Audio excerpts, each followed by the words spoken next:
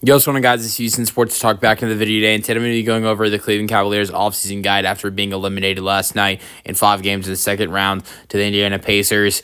It's going to be a long offseason for the Cavaliers. They've got 2 really big free agents that they've got to look to re-sign, and there's going to be a lot of questions with the Cavaliers. You know, you've got to try to get over the hump, try to get to the conference finals, which Donovan Mitchell hasn't done in his career. The Cavaliers haven't done since LeBron James left. Something this Cavaliers team has to look to try to do, and changes have to be made in order for it to happen. I think this Cavaliers team is way too talented.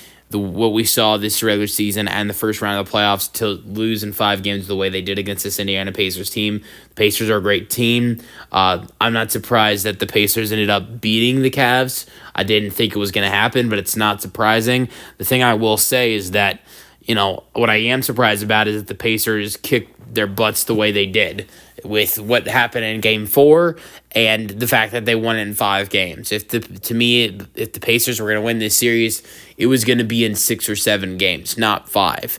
And so, you know, I just think this Cavaliers team, there need to be some changes.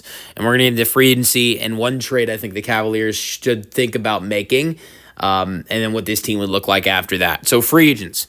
Cavaliers have a total of, they have 4 unrestricted free agents and 2 restricted free agents. The 2 restricted free agents are Luke Traveris and Amani Bates. I think Amani Bates, a guy who has potential at just 21 years old, he's a restricted free agent. They're gonna match an offer that is made to him.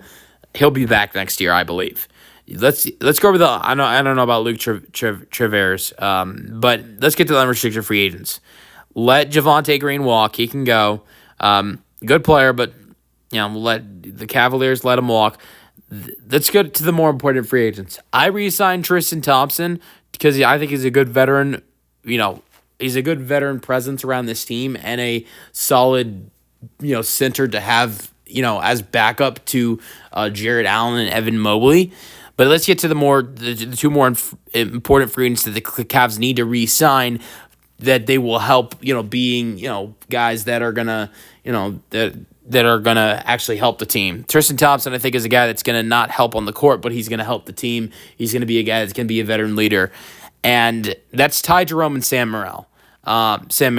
They've got to re-sign both these dudes. I mean, both of them just killed it this year. I know Ty Jerome wasn't as good in the postseason. Played 9 games, averaged 11.7 points per game, which is crazy to say that's not as good as he was in the regular season. I mean, regular season averaged 13 points per game, 2.5 rebounds per game, 3 assists per game. Just didn't shoot the ball as well. Shot 44% from 3 in the regular season. Shot 38% from 3 in the postseason, which is still really good.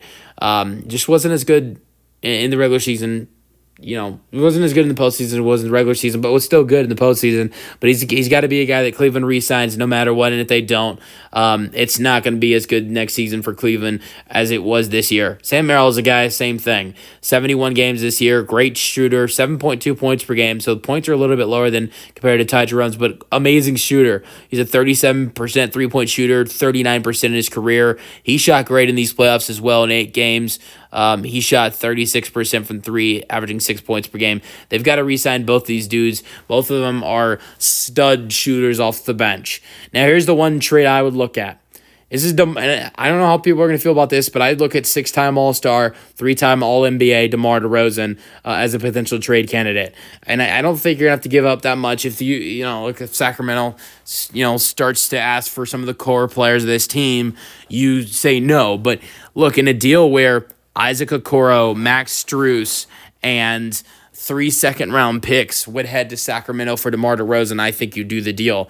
Look, I'm not saying trade Max Strus because of the terrible last game you saw from him in the group chat thing. If you guys watch the thing with that where the Jared Greenberg is talking about Max Strus group text, you also hear them talk about, you know, how much of a leader Max Strus is for this team and how much he is the guy in the locker room that is pushing everyone, and he is that guy. He's the guy that leads the team huddles. So honestly, I don't think it's that bad that he told everybody that they need to show up. If you've heard Kenny Atkinson talk about how much of a leader and and how much of a voice Max Strus has in their locker room. And anybody saying that he's not that good, he's had a great last couple seasons for this Cavaliers team. Shooting wise too, 9.4 points per game this year, but shot 39% from three. Last year for Cleveland had 12.2 points per game. So he's been great these last 2 years and was even great in these playoffs before the last game. He scored 0 points in the last game, but still averaged 12 points per game in these playoffs. He killed it these playoffs. Averaged 6 rebounds per game, 4 assists per game. He was killer. And one game doesn't affect, I'm not saying his one game that he just had means you should trade him. But I think you get DeMar DeRozan, Isaac Okoro. He's a solid player as well. A guy they drafted high, a couple years ago. I know it'd be tough for them to finally give up on the 5th overall pick in the 2020 NBA draft, but he is a good player. This year, averaged 6 points per game. In the playoffs, was a solid help for this Cavs team in 9 games. Averaged 5 points per game. But I think it is a no-brainer if you have the opportunity to trade Okoro and Strus and 3 second-round picks for DeMar DeRozan, you do it. I don't know but how much would that break up the team vibe? Because look, DeMar DeRozan's a great player. Averaged 77 games this year. Averaged 36 minutes per game. Averaged 22 points per game with 4 rebounds per game and had a great year. Field goal percentage this year for DeRozan was 48%. I think he'd be a great addition for this Cavaliers team to be, he'd be that 4th type all-star.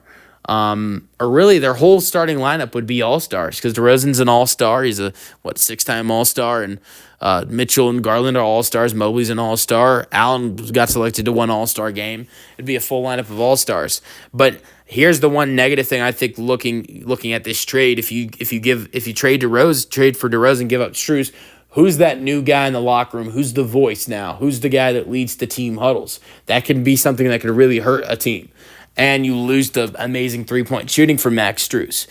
I think that might mean that you just need Ty Jerome and DeAndre Hunter and Sam Merrill to, light it up even more, and Donovan Mitchell and all those other guys. But your 3-point shooting, you lose a lot of 3-point shooting with losing Strus and Okoro and adding in DeRozan. But another thing I'll add is that, DeRozan would, I think with how good of a player he is, he makes this Cavaliers team better. But the thing is that he doesn't, you also have to think about, the guy that, he's got to come in with the mentality of he's not that guy. He's not that guy. DeRozan, he is a great player, but he is not the leader of this team. He's not even the second option on this team. Evan Mobley's that second option. You might even say Garland's that third option over DeRozan. He's that third or fourth option if he comes on this team, and that's something he has to think about as he goes into Cleveland.